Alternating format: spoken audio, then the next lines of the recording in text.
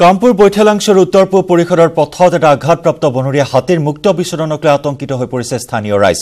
পশ্চিম কাৰ্বি আংলং আৰু নগাঁও সীমান্তৱৰ্তী বৰপানী সংৰক্ষিত বনাঞ্চলৰ পৰা ওলাই আহিছে এই হাতীটো। হাতীটোৰ মুক্ত বিচৰণত ব্যাহত হৈ পৰে যান-বাহনৰ চলাচল। হাতীটোৰ সোঁভৰিত স্থানীয় ৰাইজে আঘাতৰ চেন প্ৰত্যক্ষ কৰি কামপুৰ আঞ্চলিক বন বিভাগক খবৰ দিয়ে। কোনো চোৰাং চিকাৰীৰ কবলত পৰি হাতীটো আঘাতপ্ৰাপ্ত হোৱাৰ সন্দেহ স্থানীয় ৰাইজৰ। বন বিভাগক খবৰ দিয়াৰ পিছতো বন বিভাগে হাতীটোৰ চিকিৎসাৰ বাবে কোনো ধৰণৰ ব্যৱস্থা গ্ৰহণ নকৰাৰ অভিযোগ স্থানীয় ৰাইজৰ। এটা বনৰীয়া হাতীক লৈ আতংকিত হৈ পৰিছে ৰাইজ। এয়া হৈছে কামপুৰ বৈঠালাংশৰ উত্তৰ পূব পৰিষদৰ এটা আঘাতপ্ৰাপ্ত বনৰীয়া হাতীৰ মুক্ত বিচৰণ।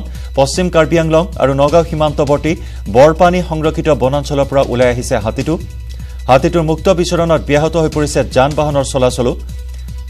আৰু জানিব পৰা অনুসৰি হাতীটোৰ সোঁভৰিত স্থানীয় ৰাইজে প্ৰত্যক্ষ কৰিছে আঘাতৰ চিন। বন বিভাগক খবৰ দিছে, কিন্তু এই পৰ্যন্ত হাতীটোৰ চিকিৎসাৰ কোনো ধৰণৰ ব্যৱস্থা গ্ৰহণ নকৰাৰ অভিযোগ উত্থাপিত হৈছে বন বিভাগৰ বিৰুদ্ধে।